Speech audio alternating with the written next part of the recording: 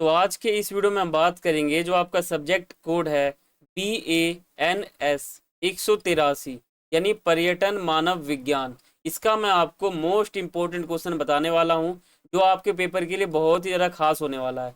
ये वीडियो आपके लिए बहुत ही ज़्यादा इम्पोर्टेंट है और अगर आपने इस वीडियो पे क्लिक कर दिया है तो आपको ये वीडियो पूरा देखना है ताकि इसके जो इम्पोर्टेंट क्वेश्चन है वो आपको पता चल सके। ठीक है, इस वीडियो में मैं आपको इतना इंपॉर्टेंट क्वेश्चन कराऊंगा जो आपके पेपर के लिए बहुत ही इंपॉर्टेंट है और वो जो क्वेश्चन है उसका आंसर भी मैं आपको विस्तार पूर्वक बताऊंगा।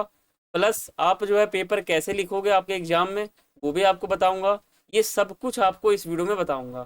ठीक है, बाकी आपको जो है किताब शुरू से लेकर एंड तक पूरा समझा दूंगा ताकि आपका जो पेपर है उस समय आपको लगे कि हाँ ये क्वेश्चन मेरे को आता है, ये क्वेश्चन मुझे पता है, ये क्वेश्चन भी मुझे पता है, यानी आपको ऐसा लगे। ठीक है, ये वीडियो अगर आपने पूरा देख लिया तो आपका जो ये सब्जेक्ट है BANS 183 ये क्लियर हो जाएगा और आपका जो पेपर है वो बहुत ही आसान तरीके से आप निकाल सकते हो। ठीक है, आपका जो पेपर है वो 15 जुलाई 2026 को है। ठीक है, इससे बाहर कुछ नहीं का मतलब है कि आपने अगर इस वीडियो को देख लिया ना तो इस सब्जेक्ट के लिए आपका बहुत हो गया। ठीक है, इस सब्जेक्ट के लिए आपका इतना पढ़ाई बहुत है अगर आपने इस वीडियो को पूरा देख लिया तो फिर आगे चलते हैं।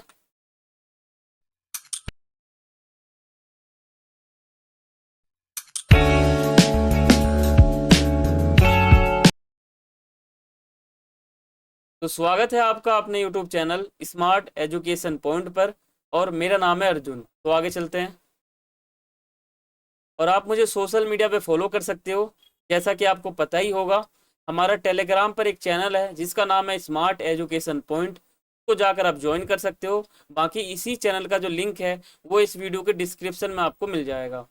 इसके बाद आप मुझे फेसबुक और इंस्टाग्राम पे फॉलो कर सकते हो। दोनों का यूजर नेम आप सभी के सामने लिखा हुआ है, प्लस इन दोनों का जो लिंक है वो इस वीडियो के डिस्क्रिप्शन में दिया हुआ है, जाके आप फॉलो कर सकते हो। और टेलीग्राम चैनल पर जो आपको बहुत सी चीज़ें मिलती हैं, जैसे इस वीडियो का PDF मिल जाएगा आपको, वहाँ पर इंपॉर्टेंट क्वेश्चन नोट्स मिल जाएगा, सब कुछ जाके आप डाउनलोड कर सकते हो। ठीक है, तो आगे चलते हैं। देखो ये वीडियो आपके लिए बहुत ज़्यादा खास है, जैसा कि मैंने आपको स्टार्टिंग पॉइंट में बता दिया था। ये वीडियो आपको पूरा देखना है, ये वीडियो आपको स्किप नहीं करना है, कुछ भी हो जाए आपको वीडियो पूरा देखकर चलना है ताकि आपका जो पेपर है उस समय आपको किसी भी प्रकार की कोई दिक्कत ना हो और आप ये जो सब्जेक्ट है इसको आसानी से क्लियर कर लो। ठीक है, आपका भी जो मकसद है वो यही है कि ये जो एग्ज़ाम है इसको क्लियर करना, और मेरा भी जो मकसद है वो यही है कि आपका जो एग्ज़ाम है वो क्लियर हो जाए। तो आपको वीडियो पूरा देखना है, स्किप आपको बिल्कुल भी नहीं करना है। टोटल मैं आपको इस वीडियो में जो है 5 क्वेश्चन बताऊंगा और पांचों के पांचों क्वेश्चन आपके लिए इंपॉर्टेंट है और ये सभी क्वेश्चन हर बार रिपीट होते हैं, इस बार भी इसका नंबर लग सकता है। ठीक है, आपके फायदे के लिए रहेगा, वीडियो स्किप आपको नहीं करना है। तो आगे चलते हैं।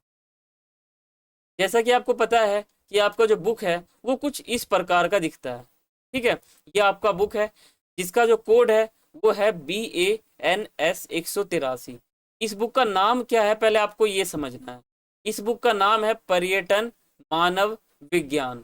ठीक है, अगर आपने इन 3 शब्द को समझ लिया तो कहीं ना कहीं आपका जो बुक है वो क्लियर हो जाएगा। इस पेपर का ऐसा कोई क्वेश्चन नहीं रहेगा जो आपको ना आता हो, अगर आपने इन 3 शब्द का मतलब समझ लिया तो। ठीक है, इन 3 शब्द का अगर आपने मतलब समझ लिया तो ये जो पेपर है ये आपके लिए बिल्कुल ईजी बन जाएगा। ठीक है, बिल्कुल ईजी बन जाएगा। तो पहले मैं आपको इसका अर्थ बताते हुए चलूंगा और फिर आपको इंपॉर्टेंट क्वेश्चन बताऊंगा।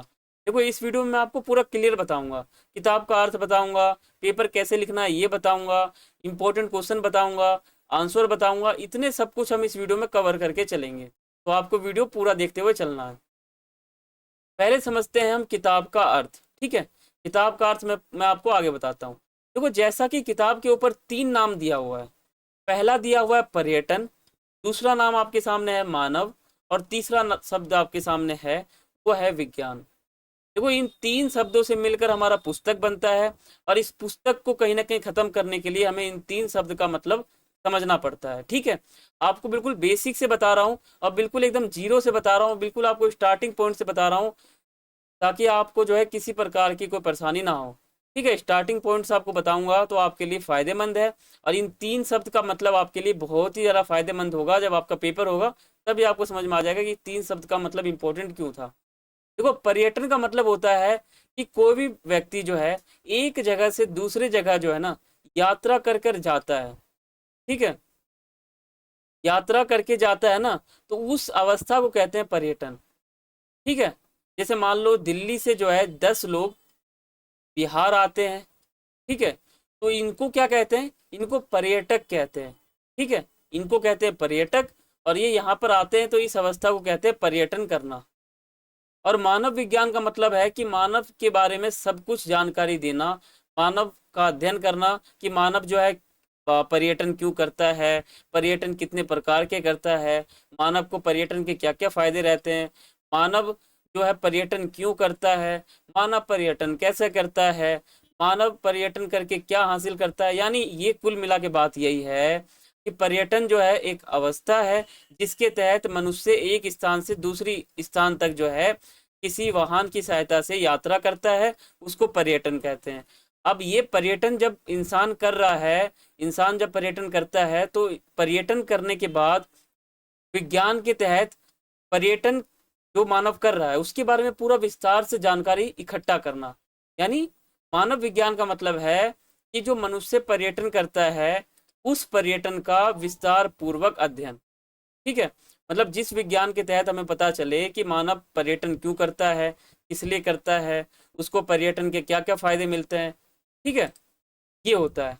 जैसा कि नाम क्या है, पर्यटन मानव विज्ञान, यानी पर्यटन मानव क्यों करता है इसका विज्ञान। अब इसी विज्ञान के अंदर आप पूरा पढ़ोगे कि पर्यटन कितने प्रकार के होते हैं, पर्यटन का क्या अर्थ होता है, पर्यटक का क्या अर्थ होता है, मनुष्य पर्यटन क्यों करता है, उसके फायदे क्या हैं, पर्यटन को प्रभावित करने वाले मनुष्य के कारक क्या क्या हैं, सब आप इसके अंदर पढ़ोगे। समझ गए, इसका नाम ये क्यों रखा गया है और इसका मतलब क्या है। पर्यटन मतलब यात्रा, ठीक है, और मानव विज्ञान का मतलब होता है मनुष्य जो पर्यटन कर रहा है उसका पूरा अध्ययन करना। अब ये पूरा अध्ययन जो है ना इस बुक में पूरा का पूरा बताया हुआ है, जैसा कि आप सामने बुक में फोटो भी दिया हुआ है अलग अलग जगह का। तो ये जो फोटो है ना ये कहीं ना कहीं इस बुक के नाम को दर्शाता है, ठीक है।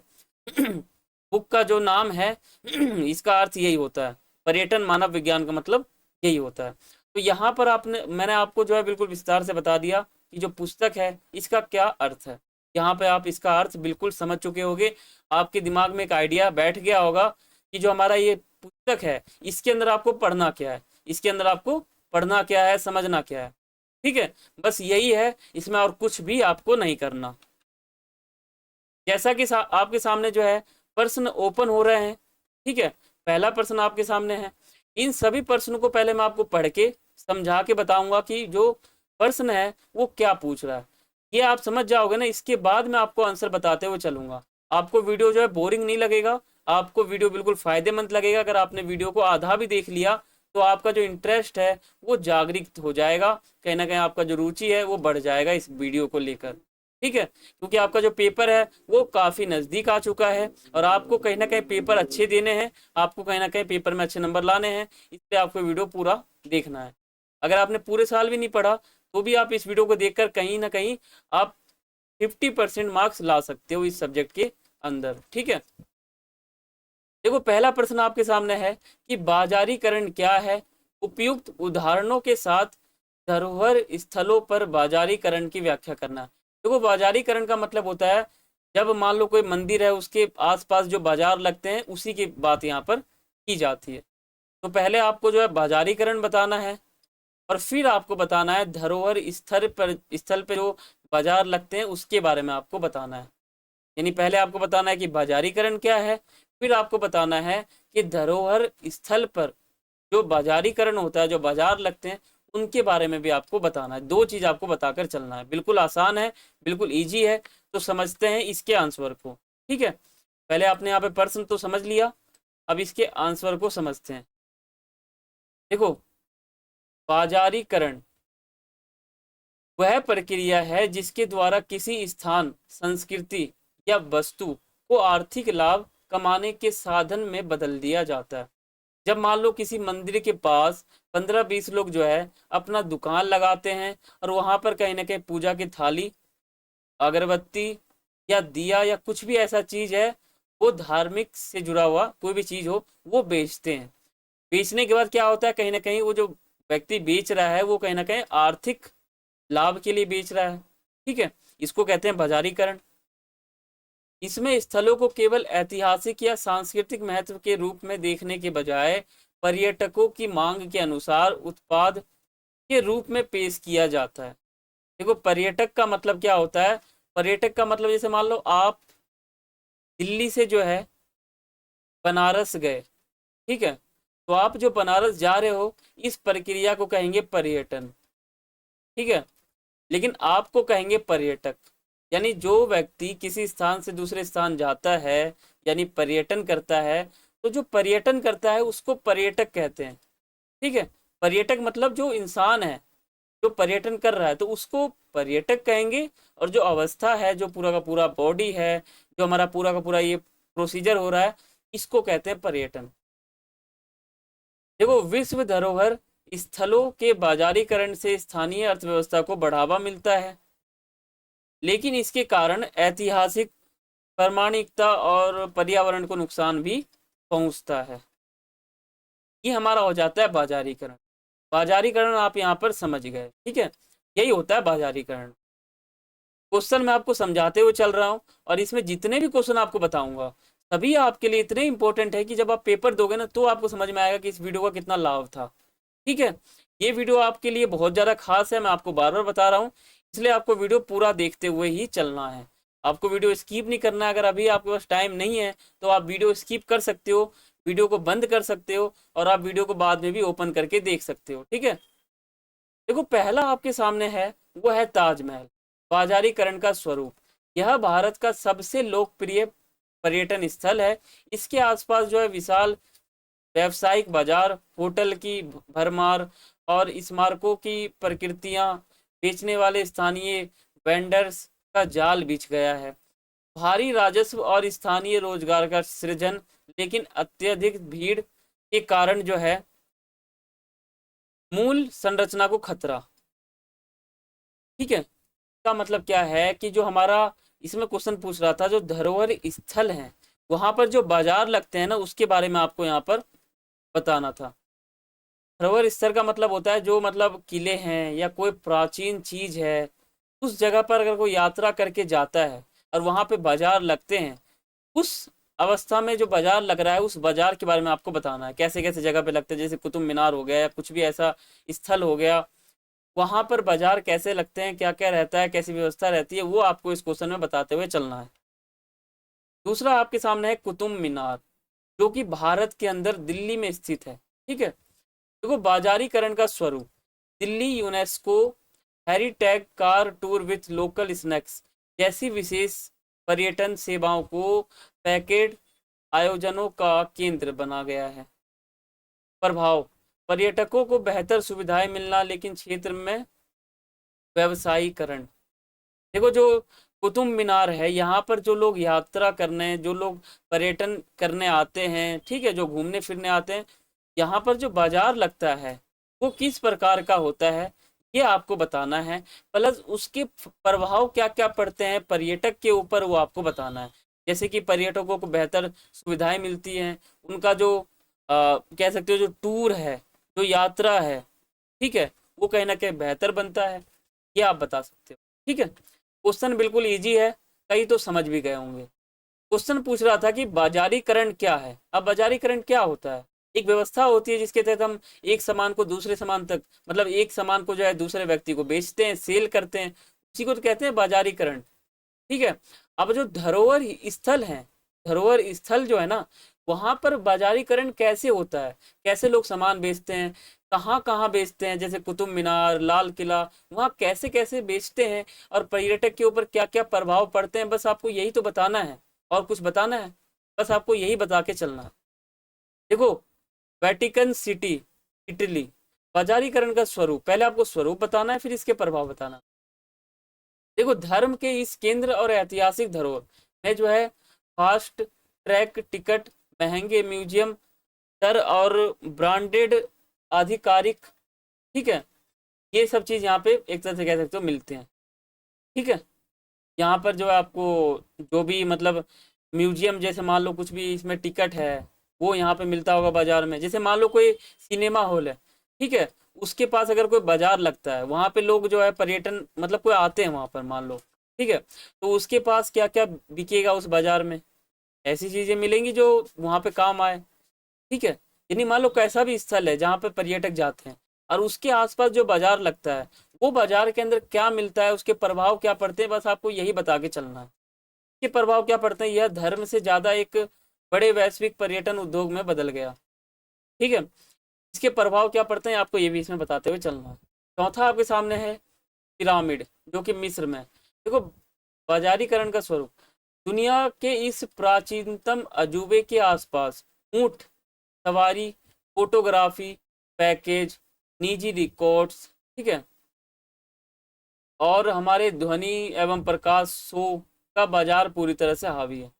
जैसे मान लो कोई पिरामिड के पास घूमने आता है, जो पर्यटन करके जो पर्यटक आते हैं, ठीक है, तो उनको यहाँ पर जो बाजार होता है क्या क्या मिल सकता है उनको, उनको ऊँट की सवारी मिल सकती है, उनको फोटोग्राफी मिल सकता है, ठीक है, पिरामिड के सामने खड़े होके। यानी जो बाजार होता है, यहाँ पर कैसे बाजार लगेंगे, आप ही सोचो, यहाँ कोई बाजार तो लग नहीं सकता, लेकिन फिर भी यहाँ पर कुछ ना कुछ तो फायदा मिलेगा पर्यटक को, वही आपको यहाँ पे बताना, बाजारीकरण बताना है, फिर उसके प्रभाव बताने हैं जो पर्यटक को मिलते हैं, ठीक है।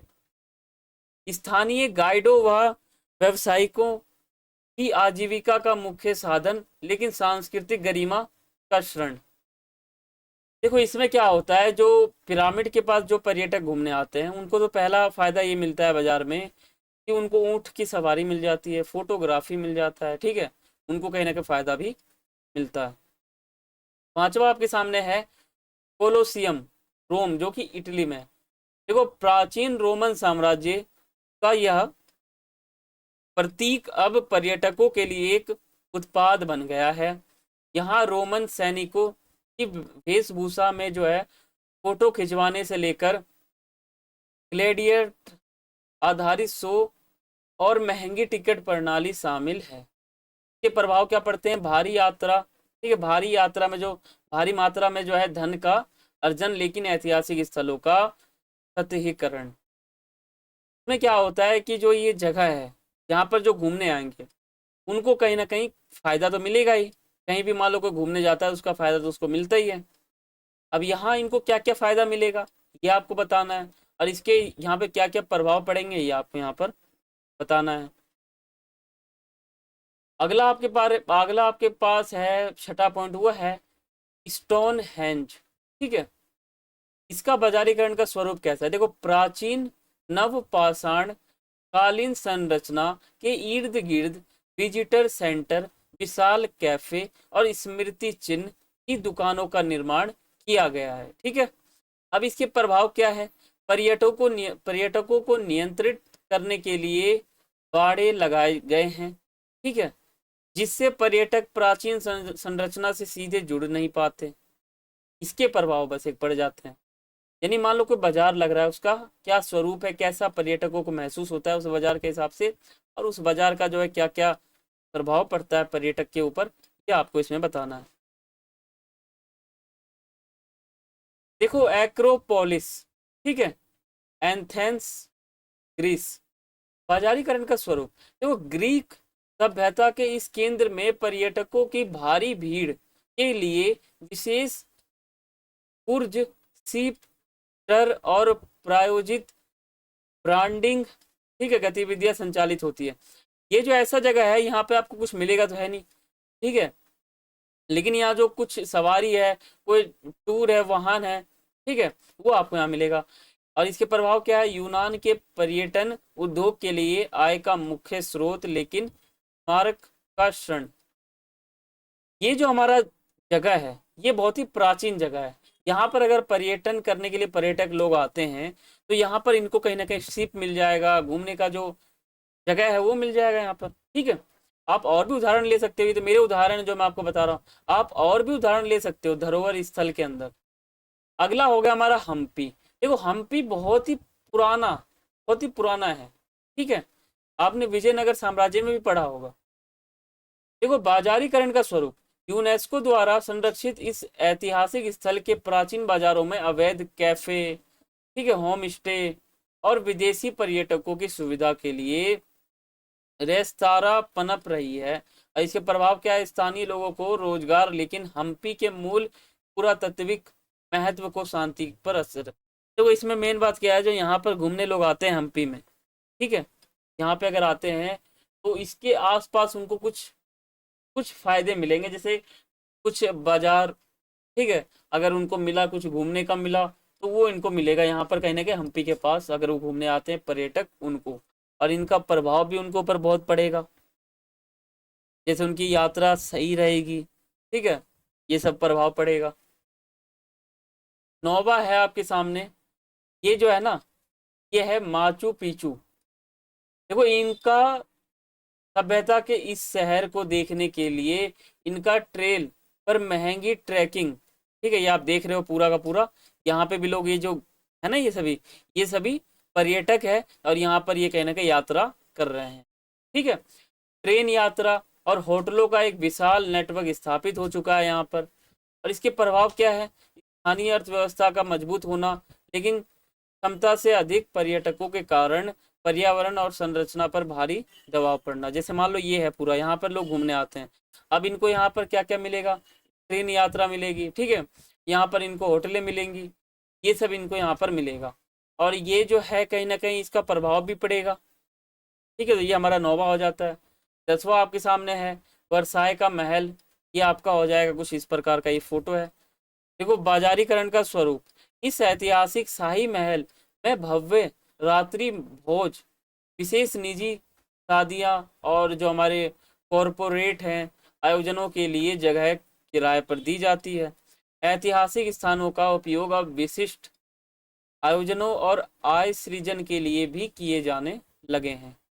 जो हमारा ये वर्साय का महल है, यहाँ पर लोग घूमने भी आते हैं, प्लस ये जो है रेंट पे भी मिलता है, और यहाँ पे कहीं ना कहीं उनको बाजारीकरण की सुविधा भी मिलती है, और इनके ऊपर इनका प्रभाव भी पड़ता है। तो इस प्रकार ये जो 10 प्रभाव है ना, ये है, ठीक है। 10 मैंने आपको बता दिया कैसे कैसे स्थल पे यात्रा होती है, बाजार की भूमिका क्या है। अगला क्वेश्चन आपके सामने मोस्ट इंपॉर्टेंट है बच्चों, आपको ये वीडियो स्किप नहीं करना है, आपको वीडियो पूरा देखकर चलना है। ये जो हमारा वीडियो है ये खास आपके लिए है, आपके एग्जाम को देखकर बनाया गया है, ठीक है। धार्मिक पर्यटन को परिभाषित करना है और उपयुक्त उदाहरणों के साथ चर्चा करना है। देखो आपको ना इसमें बताना है कि जो धार्मिक पर्यटन होता है, यानी जब मनुष्य यात्रा करता है धार्मिक रूप से, किसी मंदिर पे घूमने के लिए यात्रा करता है, या किसी ऐसे प्राचीन मंदिर या किसी को धार्मिक स्थल पे यात्रा करता है, तो उसका क्या अर्थ है, यानी धार्मिक पर्यटन का अर्थ क्या होता है, आप मन में सोचो, मन में सोचोगे ना तो आपका एक परिभाषा आपके मन में फटाक से बनेगा। क्या बनेगा, धार्मिक पर्यटन का मतलब होता है ऐसा पर्यटन जिसमें मनुष्य जो है धार्मिक कारणों से यात्रा करते हैं, उसको धार्मिक पर्यटन कहते हैं। पर्यटन का मतलब क्या होता है, यात्रा, यानी मनुष्य का झुंड अगर एक जगह से दूसरे जगह पे जाता है, यात्रा करता है, तो उसको पर्यटन कहते हैं। अब धार्मिक पर्यटन का मतलब क्या है कि मनुष्य का झुंड जो है ना, एक स्थान से दूसरे स्थान जो है मंदिर पे घूमने के लिए जा रहा है, तब वो पर्यटन कर रहा है, ठीक है। अगर ऐसे वो पर्यटन करेगा ना तो कहेंगे कि वो कहीं ना कहीं धार्मिक कारण से पर्यटन कर रहा है। तो धार्मिक पर्यटन का मतलब है कि जब इंसान का झुंड एक स्थान से दूसरे स्थान पे जाता है, यात्रा करता है, और वो कहीं ना कहीं धार्मिक रूप से करता है, तो उसको कहते हैं धार्मिक पर्यटन, ठीक है। तो पहले आपको धार्मिक पर्यटन को परिभाषित करना है और फिर आपको जो है उपयुक्त उदाहरणों के साथ जो है इसकी चर्चा भी आपको इसमें करनी है, ठीक है। तो पहले हम समझते हैं। देखो धार्मिक पर्यटन, पर्यटन का वह विशिष्ट रूप है जहां लोग जो है मुख्य रूप से धार्मिक, आध्यात्मिक या आस्था से जुड़े उद्देश्यों के लिए यात्रा करते हैं। यानी ये इस प्रकार की यात्रा होती है जिसमें मनुष्य जो है ना धार्मिक रूप से, धार्मिक आस्था से जुड़े उद्देश्यों के कारण यात्रा करते हैं। समझ रहे हो आप ये समझ रहे हो कि नहीं, मुझे आप कमेंट करके बताना।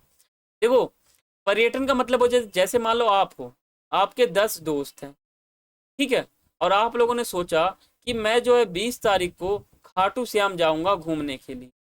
तो आपने क्या किया, आपने किया यात्रा, आप गए बस ट्रेन में जैसे गए, तो ये जो यात्रा है इसको कहते हैं पर्यटन, और आप 10 को कहेंगे पर्यटक, ठीक है, इसको पर्यटन कहते हैं। और आप सब जो 10 हो ना, इसको आप पर्यटक कहोगे, यानी आप पर्यटक हो और आप यात्रा कर रहे हो तो यात्रा को पर्यटन कहते हैं। अब आपने यात्रा क्यों किया? तो आपने धार्मिक कारण के लिए यात्रा किया, यानी आप यात्रा कर रहे हो, पर्यटन कर रहे हो, ये क्यों कर रहे हो? तो आप कहीं ना कहीं धार्मिक रूप से कर रहे हो, समझ रहे हो? इसमें पवित्र तीर्थ स्थलों की यात्रा, धार्मिक आयोजनों में भागीदारी और ऐतिहासिक धार्मिक स्मारकों का भ्रमण शामिल है। ठीक है, आप यहाँ पर क्या समझे? यहाँ पर आपने बिल्कुल आसान तरीके से समझा कि जो यात्रा होता है उसको जब हम धार्मिक रूप से करते हैं ना, धार्मिक कारण से करते हैं, तो उसको धार्मिक यात्रा कहते हैं, धार्मिक पर्यटन कहते हैं। ठीक है, पर्यटन का मतलब, पर्यटक का मतलब, धार्मिक पर्यटन का मतलब आप समझ चुके हो। ठीक है, बाकी आप चैनल पर नए हैं तो अभी आप सब्सक्राइब कर लें और बेल आइकन पे ऑन कर लें, बेल नोटिफिकेशन को ऑन कर लें, ताकि हमारे वीडियो का नोटिफिकेशन आप तक पहुंचे। और आपका जो पेपर, ठीक है, और इग्नू के जो साथी हैं उनका जो पेपर होने वाला है 181 का, BEV AE 181 का, यानी पर्यावरण अध्ययन का, उसका भी आपको इंपॉर्टेंट क्वेश्चन का जो नोटिफिकेशन है वो आपको टाइम टू टाइम मिल जाएगा। आप अगर चैनल पर नए हैं तो तुरंत इसको सब्सक्राइब करके बेल नोटिफिकेशन को ऑन कर लें, ताकि आपको बहुत फायदा मिल सके। देखो, धार्मिक पर्यटन क्यों होता है और धार्मिक पर्यटन कहाँ कहाँ होता है वो आप यहाँ पर समझो। धार्मिक पर्यटन का मतलब आप समझ गए ना, कि ऐसा यात्रा, ऐसा पर्यटन जो धार्मिक रूप से किया जाए उसको धार्मिक पर्यटन कहते हैं। अब धार्मिक पर्यटन कैसे कैसे हो सकते हैं, हम किन किन जगह पे जाके कर सकते हैं? धार्मिक मतलब धर्म से जुड़ा हुआ, मंदिर, आस्था, ठीक है, मतलब भक्ति से जुड़ा हुआ कोई मंदिर हो प्राचीन।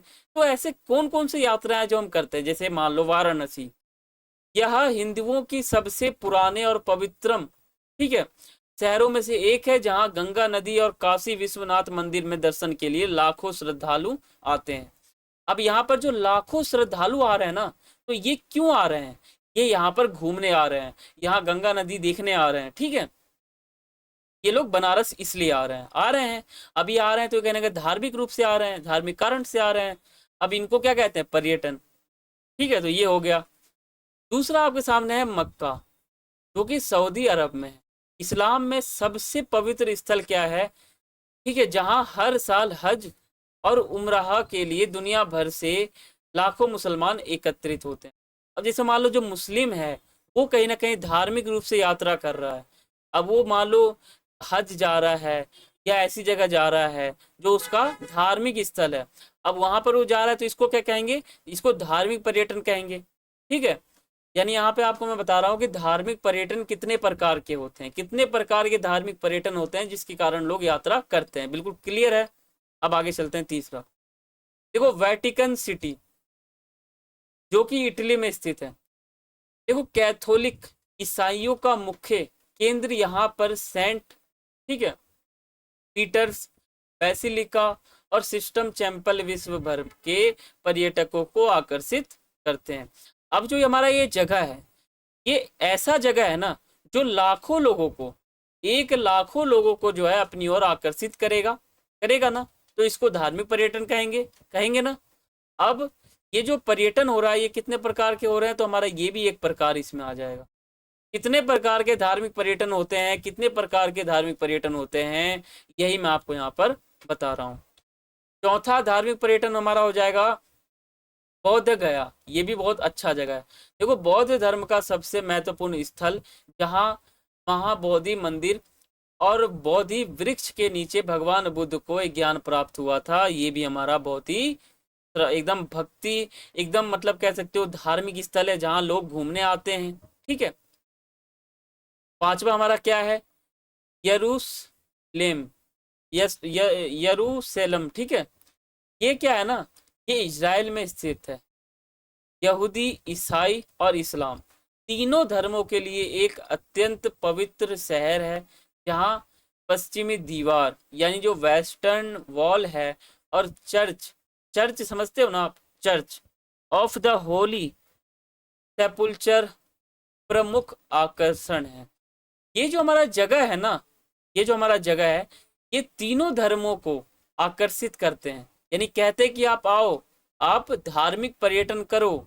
ठीक है, ये भी हमारा धार्मिक पर्यटन का प्रकार हो जाएगा, इस कारण भी लोग करते हैं। अमृतसर, देखो अमृतसर भी ऐसा धार्मिक पर्यटन है जहाँ लोग बहुत ही ज्यादा जाते हैं, लाखों झुंड रहती है। अमृतसर भी बहुत ही धार्मिक पवित्र जगह है, ठीक है, यहाँ पर भी यात्री आते हैं। सिखों का सबसे पवित्र स्थल जहाँ का प्रसिद्ध मंदिर स्वर्ण मंदिर, जिसे हम हर मंदिर साहिब, अपनी भव्यता और आध्यात्मिक शांति के लिए जाना जाता है। ये जो जगह है ना, ये जो जगह है, ये भी कहीं ना कहीं धार्मिक स्थल है, इस कारण भी लोग जो है धार्मिक यात्रा करते हैं। अगला आपके सामने है हरिद्वार और ऋषिकेश। ये तो और ज्यादा पवित्र जगह है, यहाँ तो लोग और भी ज्यादा घूमने आते हैं, ठीक है, और भी ज्यादा धार्मिक पर्यटन करते हैं, और भी ज्यादा यात्रा करते हैं, और भी ज्यादा पवित्र जगह हमारा ये है ऋषिकेश, जो कि हरिद्वार में है, ठीक है।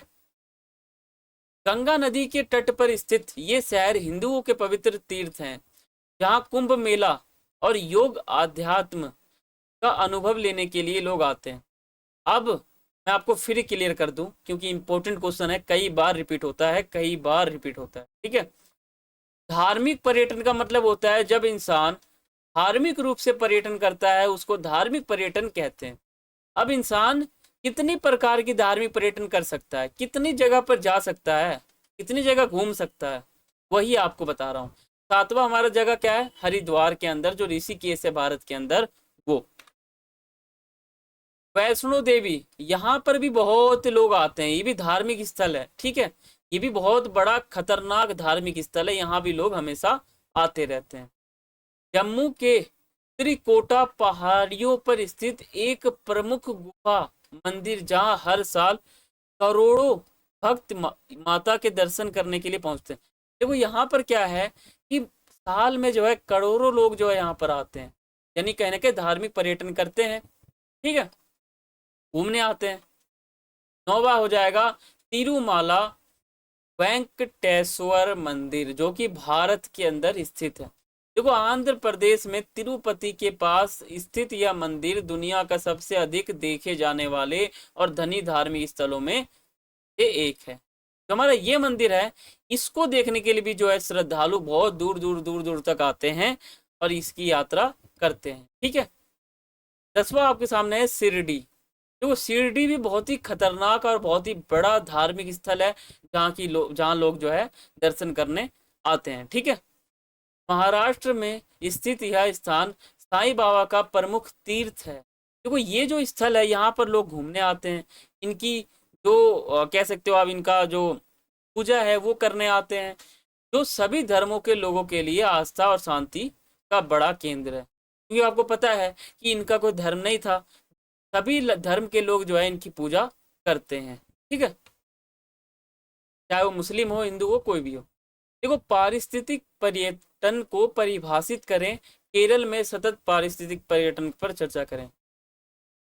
अब यहाँ पर आपने दो क्वेश्चन समझ लिया, दोनों क्वेश्चन आपके लिए मोस्ट इंपोर्टेंट है, और ये दोनों क्वेश्चन आपके एग्जाम में रिपीट होने के चांस जो है 98.99% है, ठीक है, लगभग 100% है आपका ये दोनों क्वेश्चन रिपीट होने का। अब हम देखते हैं अगला प्रश्न। अगला प्रश्न आपके सामने है कि पारिस्थितिक पर्यटन क्या है। जो पारिस्थितिक पर्यटन है वो क्या है, और इसको परिभाषित करें, प्लस जो है ना केरल में सतत पारिस्थितिक पर्यटन पर चर्चा करें। जो केरल के अंदर पारिस्थितिक रूप से पर्यटन होता है वो आपको बताना है, समझे। पहले आपको क्या बताना है, पारिस्थितिक पर्यटन क्या है, ये इसको परिभाषित करना है। फिर आपको केरल के अंदर जो पारिस्थितिक पर्यटन होता है इस पे चर्चा करना है। आपको टोटल यहाँ पे दो चीज बताना है, समझ गए, बिल्कुल क्लियर है यहाँ पे आपका। आपको मैं क्वेश्चन के साथ आंसर भी एकदम विस्तार पूर्वक बता रहा हूँ, ताकि आपका जो सब्जेक्ट है वो बहुत ही अच्छे से जाए और आपका पेपर बहुत ही अच्छा जाए। देखो इको टूरिज्म, ठीक है, यानी जो पारिस्थितिक पर्यटन है, ठीक है, जो हमारा इको का मतलब होता है जो पारिस्थितिक रूप से, टूरिज्म का मतलब होता है हमारा पर्यटन, भी कहा जाता है प्राकृतिक क्षेत्रों में जो है की जाने वाली एक जिम्मेदार यात्रा है। इसका मुख्य उद्देश्य पर्यावरण को नुकसान पहुंचाए बिना प्राकृतिक सौंदर्य का आनंद लेना और वन्य जीवों और पर्यावरण का संरक्षण करना तथा स्थानीय समुदाय को आर्थिक रूप से लाभ पहुंचाना। अब यहाँ पे आप एक बात समझो, जो हमारा पारिस्थितिक पर्यटन है इसका मतलब पता है क्या, इसका मतलब ये है कि बहुत सारे लोग जो है ना पहाड़ों पे घूमने आते हैं, जंगलों में घूमने आते हैं, ठीक है, झरनों को देखते हैं, हमारे पारिस्थितिक सौंदर्य को देखते हैं, हमारे पर्यावरण सौंदर्य को देखने आते हैं, पहाड़ को देखने आते हैं, जंगल देखने आते हैं, पेड़ पौधे देखने आते हैं ना, उसी को कहते हैं पारिस्थितिक पर्यटन। क्लियर है? पारिस्थितिक पर्यटन का मतलब क्या है कि ऐसी यात्रा, ऐसा पर्यटन जो पर्यावरण को देखने के लिए, पर्यावरण की सौंदर्य को देखने के लिए की जाती है ना, तो उसको कहते हैं पारिस्थितिक पर्यटन, यानी इको टूरिज्म। ठीक है, समझ गए? बिल्कुल क्लियर है। देखो, केरल में जो है 10 प्रमुख सतत पारिस्थितिक पर्यटन यानी इको टूरिज्म स्थलों और अवधारणाओं को सूची निम्नलिखित है। देखो, जो हमारा केरल के अंदर पारिस्थितिक पर्यटन होता है, केरल के अंदर जो हमारे पारिस्थितिक पर्यटन होते हैं ना, वो आपको बताना है। जैसे क्या क्या पर्यटन होता है केरल के अंदर पारिस्थितिक रूप से, आपको वो बताना है। समझ गए? आपको मैं बिल्कुल एकदम विस्तार से बता रहा हूँ, आपको बिल्कुल ऐसे बता रहा हूँ ना कि आपको एकदम हर चीज समझ में आ रहा है। ठीक है, चैनल पर अगर आप नए हैं तो इसको सब्सक्राइब करके बेल नोटिफिकेशन को जरूर ऑन करें, ताकि हमारे वीडियो का नोटिफिकेशन आपको टाइम टू टाइम मिलते रहे। देखो, थैनमाला कोल्लम जिले में स्थित यह भारत का पहला नियोजित इको टूरिज्म स्थल है। ठीक है, यहाँ जो है तितली सफारी, नक्षत्र वन और साहसिक ट्रेल्स बनाए गए हैं। जैसे मान लो, पारिस्थितिक रूप का मतलब क्या है? पर्यावरण यात्रा, पर्यावरण को देखने के लिए लोग यात्रा करते हैं ना, वो। अब पर्यावरण जो हमारा पारिस्थितिक माहौल है, जो पर्यावरण है, जो हमारी प्रकृति है, वहाँ पर बहुत सारे गेम बनाए हुए हैं। ठीक है, बहुत सारे रस्सी पे चलने वाले गेम है, बहुत ज़्यादा लटकने वाले गेम है, बहुत ज़्यादा उछलने वाले गेम है। ऐसे ऐसे गेम है, ऐसे ऐसे टूर है, ऐसे ऐसे यात्रा है, कैंपिंग है, ये सब की व्यवस्था जो है हमारे पर्यावरण में किया हुआ है। तो लोग जो है ना, ये चीज, ये गेम खेलने के लिए, लटकने के लिए, जो है कहीं ना कहीं जो राइडिंग है, जो उछलना कूदना, ये सब करने के लिए लोग जो है कहीं ना कहीं पर्यावरण यात्रा करते हैं। ठीक है, तो पहला हमारा हो जाएगा थैनमाला। ये भी एक कारण है जो केरल के अंदर पारिस्थितिक पर्यटन को बढ़ावा देता है। क्वेश्चन हमारा क्या पूछ रहा है कि केरल के अंदर पारिस्थितिक पर्यटन क्यों होता है, वो आपको बताना है। तो केरल के अंदर जो हमारा पहला कारण है पारिस्थितिक पर्यटन होने का, वो है थैनमाला। ये व्यवस्था जो है जिसके कारण जो है पर्यटन होता है। अगला है पेरियार टाइगर रिजर्व हेकड़ी। ठीक है, यह जैव विविधता का प्रमुख केंद्र है। यहाँ स्थानीय आदिवासियों द्वारा संचालित कार्यक्रम जैसे बांस राफ्टिंग, जंगल गश्त और प्राकृतिक पथ आयोजित किए जाते हैं। ये सभी ऐसी व्यवस्था है ना जिसके कारण जो है लोग पर्यावरणीय यात्रा करते हैं। ठीक है, ये भी हमारा इंपॉर्टेंट कारण हो जाएगा केरल के अंदर पारिस्थितिक पर्यटन का। अगला हो जाएगा कुमारकोम। अब ये जो व्यवस्था है ये भी हमारा पर्यावरण के अंदर है, और लोग इसकी यात्रा करने के लिए कहीं ना कहीं पर्यावरणीय यात्रा करते हैं। यानी लोग पर्यावरण यात्रा केरल के अंदर क्यों करते हैं वो आपको बताते हुए चलना है। ठीक है, तो हमारा अगला कारण हो जाएगा कुमारकोम। वेम्पनाड झील के किनारे स्थित यह क्षेत्र अपने पक्षी अभयारण्य और टिकाऊ बैकवाटर पर्यटन के लिए जाना जाता है। यहाँ की जिम्मेदारी, ठीक है, यहाँ की जो जिम्मेदार पर्यटन है पहल ने स्थानीय मछुआरों और कारीगरों की आजीविका में सुधार किया है। ठीक है, चौथा आपके सामने है वायनाड वन्य जीव का अभयारण्य। पश्चिमी घाट का यह हिस्सा अपनी समृद्ध जैव विविधता और आदिवासी विरासत के लिए प्रसिद्ध है। यहाँ के सतत पर्यटन मॉडल में ट्रैकिंग, औषधीय पौधों का संरक्षण और पारंपरिक आदिवासी जीवन शैली का अनुभव शामिल है। ठीक है, ये हमारा हो जाएगा इम्पोर्टेंट, ये भी एक कारण हो जाएगा। ठीक है, पांचवा है गवी। जो गवी है ना, ये भी इंपॉर्टेंट है, ये भी कहीं ना कहीं केरल के अंदर पारिस्थितिक पर्यटन को महत्व देता है। पारिस्थितिक का मतलब होता है जो पर्यावरण होता है, जो हमारा पूरा का पूरा जो पर्यावरण है ना, इसी को पारिस्थितिक कहते हैं। अब पर्यावरण पे लोग घूमने क्यों आते हैं, इसी को कहते हैं पर्यटन, यानी पर्यावरणीय पर्यटन इसको कहते हैं। ठीक है, अब केरल के अंदर पर्यावरणीय पर्यटन क्यों होता है उसके कारण आपको बताते हुए मैं चल रहा हूँ। देखो, पथनमट्टी मथीटा जिले में स्थित यह पर्यावरण पर्यटन का एक अनछुआ और शांत स्थल है। यहाँ की जाने वाली गतिविधियां जैसे बर्ड वॉचिंग और कैंपिंग पूरी तरह से पर्यावरण अनुकूल और समुदाय संचालित है। यहाँ पर ऐसी ऐसी व्यवस्थाएं बनाई गई हैं, यहाँ पे कैंपिंग है, बर्ड वॉचिंग है, इसलिए लोग जो है यहाँ पर यात्रा करने आते हैं। देखो पूरा बुक ही आसान है, बुक में आपको बस कुछ नहीं बताना, इंसान यात्रा क्यों करता है, कहाँ कहाँ करता है, कैसे कैसे करता है, बस ये आपको बताना है, बुक खत्म। ठीक है। छठा है silent valley national park. Silent valley national park Palakkad, ठीक है, पलक्कड़ जिले में स्थित यह भारत के सबसे संरक्षित उष्णकटिबंधीय वर्षा वनों में से एक है। यहाँ जो है आगंतुकों की संख्या सीमित रखी जाती है ताकि पारिस्थितिक तंत्र को कोई नुकसान ना पहुंचे। कुछ ऐसी व्यवस्था है जिसके कारण जो है लोग यात्रा करते हैं, पर्यावरणीय यात्रा करते हैं। ठीक है। सातवां है परम्बिकुलम टाइगर रिजर्व। ये भी एक ऐसी व्यवस्था है जिसके कारण जो है लोग यहाँ पर आने के लिए, यहाँ पर घूमने के लिए यात्रा करते हैं। ये सभी यात्रा पर्यावरणीय यात्रा, यानी पर्यावरण के अंदर ही लोग घूमते हैं, कहीं जाते नहीं है, सिर्फ पर्यावरण को देखते हैं, घूमते हैं यहीं पर। आठवां हमारा हो जाएगा अरालम वन्य जीव अभयारण्य। देखो ये जो है ना, यह भी हमारी एक ऐसी व्यवस्था है जिस पे लोग घूमने के लिए, यहाँ पर एंजॉय करने के लिए लोग यहाँ पर आते हैं। ठीक है। ये भी हमारा इंपॉर्टेंट है, ये भी कारण बहुत इंपॉर्टेंट है। आपसे जब भी क्वेश्चन पूछा जाए, ये क्वेश्चन आएगा, इंपॉर्टेंट है ये क्वेश्चन। जब आपसे पेपर में पूछा जाए ना, तो पेपर में आपको कैसे लिखना है, पेपर में आपको लिखना है कि सबसे पहले जो पारिस्थितिक पर्यटन होता है ना, वो क्या होता है, उसकी परिभाषा आपको देनी है। फिर पारिस्थितिक पर्यटन कहाँ कहाँ हो सकता है, कितने प्रकार के हो सकते हैं, आपको कम से कम 10 प्रकार का बताना है। ठीक है, इंपॉर्टेंट है।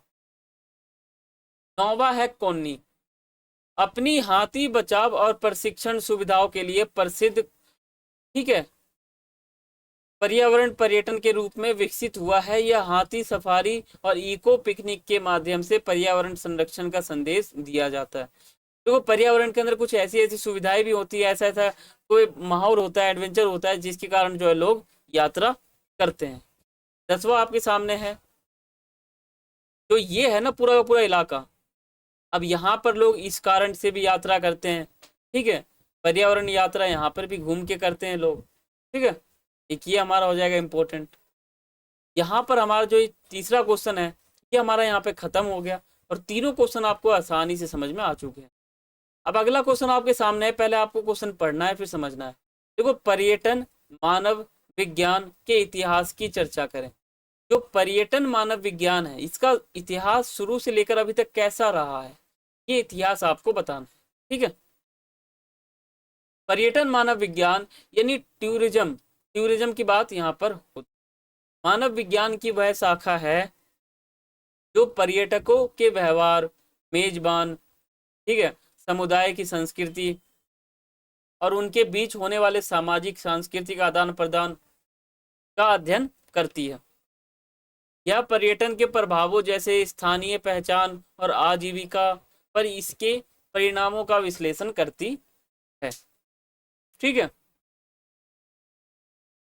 देखो पर्यटन मानव विज्ञान के इतिहास के प्रमुख चरण, इसका जो विकास है या जो इसका इतिहास है, वो समय समय पर बदलता चला गया। पहले लोग यात्रा करते थे घोड़े पे, ठीक है, लेकिन अब लोग यात्रा करते हैं कार में या बाइक पे, यानी कहीं ना कहीं व्यवस्था में परिवर्तन आता चला गया। देखो प्रारंभिक हमारा जो दौर था वो था 1960 का दशक। ऐतिहासिक रूप से मानव विज्ञानियों ने लंबे समय तक पर्यटन को एक गंभीर अकादमिक विषय नहीं माना। इस क्षेत्र में पहला बड़ा कदम 1963 में थैड न्यूनेज के शोध पत्र के साथ शुरू हुआ, जिन्होंने सुझाव दिया कि पर्यटन पर पारंपरिक मानव शास्त्रीय तरीकों को लागू किया जा सकता। 1963 में इसका जो झलक है वो देखने को मिलता है, और 1963 से ही कहीं ना कहीं पर्यटन को भी महत्व मिलना शुरू भी हो जाता है। जो अगला दौर था वो था 1970 का दशक, जिसे हम कहते हैं संस्थागत विकास। इस समय विकास हल्का हल्का हुआ। 1970 के दशक में जो समाज शास्त्री थे और जो मानव विज्ञानियों थे, उनको फुर्सत के लिए समय में वृद्धि और यात्रा के प्रभावों पर लिखना शुरू किया। 1977 में वेलेन स्मिथ ने अपने मौलिक कार्य होस्ट्रस एंड गैस्ट्रस, ठीक है, एंथ्रोपोलॉजी और ऑफ टूरिज्म को प्रकाशित किया। और इनको प्रकाशित करने के बाद जब पब्लिश इन्होंने कर दिया ना, तो यह पुस्तक जो है इस विषय के लिए एक मील का पत्थर, ठीक है, ये जो है मील का पत्थर साबित हुआ कहीं ना कहीं, हमारा जो ये पुस्तक है वो, ठीक है, जो कि 1970 में बनाया गया था, प्रकाशित हुआ था। अगला हमारा दौर था वो था 1990 का दशक, आधुनिक रुझान और विस्तार। इस दशक में बहुत विस्तार हुआ। बाद के दशकों में इस विषय का दायरा काफी बड़ा। 1990 के दशक में जो है जॉन उरी द्वारा गढ़ा गया शब्द पर्यटक दृष्टि बहुत महत्वपूर्ण हो गया, जिसने पर्यटकों द्वारा स्थलों को देखने और फोटोग्राफी के माध्यम से अनुभव करने के पैटर्न को समझाया। आज यह विषय वैश्वीकृत दुनिया में सांस्कृतिक पहचान के पुनः निर्माण और पारिस्थितिक पर्यटन के प्रभावों का बारीकी से विश्लेषण करते हैं। ठीक है, ये जो हमारा समय था, जो हमारा मानव, ठीक है, मानव का जो पर्यटन विज्ञान था, ठीक है, मानव का पर्यटन विज्ञान था, ये हमने इसका इतिहास समझा। इस बुक का नाम वैसे ये भी रख सकते थे, मानव पर्यटन विज्ञान। ठीक है, तो जो मानव का पर्यटन समय के साथ साथ बदला, विकास होता चला गया, ये आपने यहाँ पर समझ लिया। आपको मैं मोस्ट इंपोर्टेंट क्वेश्चन बताते हुए चल रहा हूँ, और ये सभी क्वेश्चन आपको विस्तार पूर्वक बता रहा हूँ, आपके फायदे के लिए बता रहा हूँ, इसलिए आपको वीडियो पूरा देखते हुए ही चलना है। ठीक है, देखो अगला क्वेश्चन आपके सामने है, भोजन सांस्कृतिक विरासत का एक भाग है। अब यहाँ पे आप समझना, जैसा कि क्वेश्चन सामने से कह रहा है, ये कह रहा है कि भोजन सांस्कृतिक विरासत का एक भाग है। क्या है? भोजन सांस्कृतिक विरासत का एक भाग है। उपयुक्त, ठीक है, उपयुक्त उदाहरणों के साथ इस कथन को जो है स्पष्ट करना है। जो क्वेश्चन है वो कह रहा है कि भोजन सांस्कृतिक विरासत का एक भाग है। क्या आप सहमत हो या नहीं हो? अगर सहमत हो तो आपको उपयुक्त उदाहरणों के साथ इस कथन को स्पष्ट करना है। समझ गए? क्वेश्चन बहुत इजी है। अब जैसे मान लो जो हमारा भोजन है वो हर संस्कृति के हिसाब से अलग अलग होता है। ठीक है, हर धर्म में, या हर धर्म में आप कह सकते हो कि अलग अलग खान पान हो जाता है। देखो, भोजन सांस्कृतिक विरासत का एक भाग है, ये सही बात है। जो भोजन है वो सांस्कृतिक विरासत का एक भाग है। यह कथन इसलिए सत्य है क्योंकि खान पान केवल शारीरिक पोषण का साधन नहीं, बल्कि किसी समाज के इतिहास, भूगोल, जलवायु और सामाजिक मूल्यों का दर्पण होता है, यानी आईना होता है। यह पीढ़ियों से चली आ रही परंपराओं, ज्ञान, विश्वासों को जीवित रखता है। जैसे मान लो आपके पूर्वज जो भोजन खाते थे, आप खा रहे हो, फिर आने वाले खा रहे हैं, यानी कहीं ना कहीं जो भोजन है ना वो सांस्कृतिक विरासत का एक भाग है। अब क्यों है, कैसे है, बस आपको यही स्पष्ट करना है।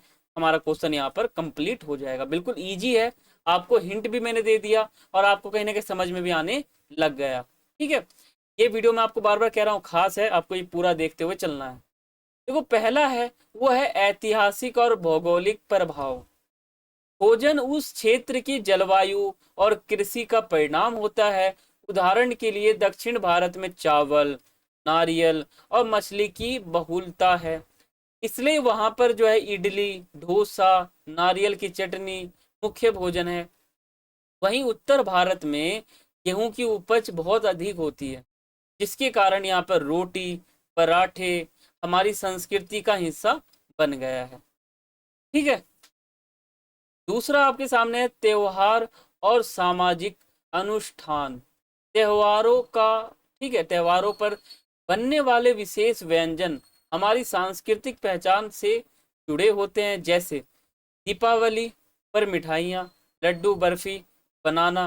होली पर जो है गुजिया, या दक्षिण भारत में जो है पोंगल के त्यौहार में जो है चावल की खीर पकाना। ठीक है, ये सभी व्यंजन कहीं ना कहीं त्यौहार के होते हैं। जो सामाजिक त्यौहार होते हैं प्लस जो अनुष्ठान यानी जो पूजा पाठ होता है उनकी बात यहाँ पर हो रही है, समझ रहे हो। तीसरा है सांस्कृतिक आदान प्रदान और इतिहास। पकवानों का इतिहास देश और काल की सीमाओं को पार करता है। मुगलों द्वारा भारत लाई गई बिरयानी और पुर्तगालियों की देन बिंडाल जैसी डिशेज आज भारत पाक कला का अभिन्न अंग बन चुकी है। यह दर्शाता है कि भोजन संस्कृतियों के विलय और ऐतिहासिक संपर्कों की कहानी को कहता है, बताता है। ठीक है, यानी आप कह सकते हो कि जो सांस्कृतिक आदान प्रदान होता है ये भी मेन होता है। अगला है वैश्विक मान्यता। देखो खाद्य संस्कृति इतनी महत्वपूर्ण है ना कि यूनेस्को इसे अमृत सांस्कृतिक विरासत मानता है। जो खाद्य होता है वो संस्कृति, खाद्य संस्कृति इतनी महत्वपूर्ण होती है, जो यूनेस्को होता है हमारा, यूनेस्को इसको जो है अमूर्त सांस्कृतिक विरासत मानता है। और भारत की ऐतिहासिक पाक कला को सम्मानित करते हुए लखनऊ और हैदराबाद को प्रतिष्ठित UNESCO creative city of gastronomy का दर्जा दिया गया है। जो हमारा वैश्विक मान्यता है ये भी कहीं ना कहीं भोजन को महत्वपूर्ण हिस्सा मानता है।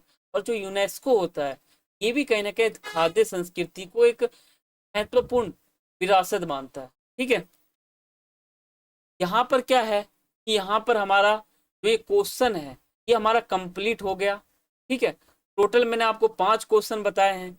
ये पांचों क्वेश्चन इतने इंपॉर्टेंट है कि जब आप, अगर आपने इस वीडियो को पूरा देख लिया ना, तो जब आप पेपर दोगे तब आप सोचोगे कि एक वीडियो हमारा कितना फायदेमंद था। ये वीडियो खास आपके लिए बनाया गया है और ये इंपॉर्टेंट बहुत ज़्यादा है। अब यहाँ पर हम बात करेंगे क्वेश्चन से हटकर थोड़ा सा अलग। अब हम बात करेंगे पेपर कैसे लिखें। जो आपका पेपर होने वाला है 15 जुलाई सन 2026 को, तो उस दिन आप पेपर कैसे लिखोगे इग्नू के अंदर। जैसे मान लो आपके सामने सीट दे रखा है, तो सबसे पहले आपको क्या करना है कि सबसे पहले आपको एक ब्लैक पेन लेना है। ठीक है, आपको ब्लैक पेन से यहाँ पर लिखना है। जैसे मान लो आपका प्रश्न उत्तर 1 है, जो आप प्रश्न उत्तर 1 का आंसर लिख रहे हो, यहाँ पर लिखना है प्रश्न उत्तर 1। ठीक है, और यहाँ पे आपको इस प्रकार का डैश देना। ये तरीका बहुत ही अच्छा तरीका है। इस तरीके से आप लिखोगे तो कहीं ना कहीं आपके पेपर बहुत ही अच्छे जाएंगे और कहीं ना कहीं आपके जो मार्क्स हैं वो भी अच्छे आएंगे। आपको प्रश्न उत्तर ऐसे लिखना है, फिर आपको यहाँ पर लिखना है प्रसंग। इग्नू का सीट कुछ इसी प्रकार का होता है, ऐसे ही होता है इग्नू का सीट। ठीक है, ये आपका होता है प्रसंग। प्रसंग लिखोगे, आपको 3-4 लाइन में प्रसंग बताना है, इसकी भूमिका आपको बतानी है। फिर आपको बॉडी के अंदर जो है ना, यहाँ पर आपको बॉडी में पूरा एकदम इतना इतना पूरा यहाँ पर आपको बॉडी में लिखना है। ठीक है, ये आपका पूरा बॉडी हो गया। इसमें आपको मान लो आपका पहला पॉइंट हो गया कुछ भी, यहाँ पे आपको पॉइंट लिखना है, फिर आपको हेडिंग ऐसे डालना है, फिर एक्सप्लेन करना है। फिर जाकर अब दूसरा आपको हेडिंग बनाना है, तो आपने यहाँ पे डैश डाला, फिर आपने एक्सप्लेन किया। फिर आपको तीसरा हेडिंग बनाना है, फिर आपने यहाँ नाम डाला, फिर आपने हेडिंग बनाया, फिर एक्सप्लेन किया। फिर चौथा आपने यहाँ पे नाम डाला, एरो डाला, फिर एक्सप्लेन किया। यानी इस तरीके से आपको लिखना है। फिर एंड में आपको निष्कर्ष बनाना है कि इस क्वेश्चन से हमारा क्या निष्कर्ष निकलता है। इस अनुसार अगर आप करोगे ना पेपर को, तो पूरी गारंटी है कि आपके पेपर जो है वो इतने सुंदर लगेंगे कि जो एग्जामिनर है, जो चेक कर रहा है पेपर को, उसको बिल्कुल अच्छा लगेगा आपके इस तरीके से लिखे हुए पेपर को देखकर। ठीक है, टीचर सोचेगा कि आपने पेपर को सही से लिखा है, वो इस तरीके को देखकर ही खुश हो जाता है। आपने प्रसंग लिखा, फिर आपने पॉइंट टू पॉइंट आंसर दिया, फिर आपने एंड में निष्कर्ष बनाया। इस तरीके से अगर आप लिखोगे ना, तो आपके कहीं भी कुछ भी गड़बड़ नहीं होंगे और कभी भी आपका कोई मार्क्स नहीं कटेगा। ठीक है, कभी भी आपका मार्क्स नहीं कटेगा। और जो प्रसंग है इसको आपको 4-5 लाइन में एक्सप्लेन करना है। बाकी आप प्रश्न उत्तर एकदम हेडिंग बीच में लिखोगे ना, सेंटर में प्रश्न उत्तर 1, तो हर टीचर को दिखेगा। वरना कई बच्चे क्या करते हैं, ऐसे घुमा घुमा के लिखते हैं, एक जो है 3 लगता है, या 3 2 लगता है, या 2 कभी कभी 5 लगने लग जाता है। समझ में ही नहीं आता कि आपने क्वेश्चन का जो आंसर है वो किसका दिया है। ठीक है, तो आपको इस प्रकार से लिखना है। अगर आप इस प्रकार से अपने पेपर को लिखोगे कहीं ना कहीं आपके जो नंबर है वो सही आएंगे।